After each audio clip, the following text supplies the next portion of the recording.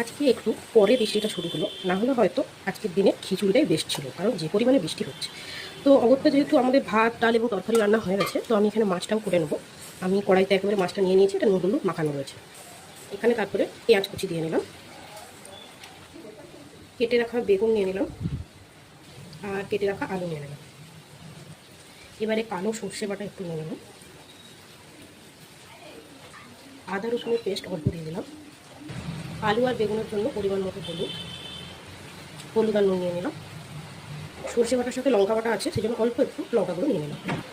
Medium সাইজের একটা কুচনো টমেটো নিয়ে নিলাম। এবারে একটু বেশি করে কাঁচা সর্ষের তেল নিয়ে নিলাম,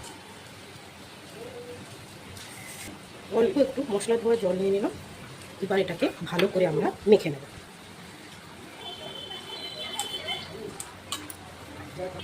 ভালো করে মেখে এবারে আমরা ঢাকা দিয়ে প্রায় 10 মিনিট মতো একটু রেস্টে রেখে দেবো। 10 মিনিট হয়ে গেছে, এবার আমরা গ্যাসটাকে চালিয়ে একদম কম আছে এটাকে রান্না হতে দেবো। 5 মিনিট পর একটু দেখে নেবো, আর একটু নেড়ে নেবো।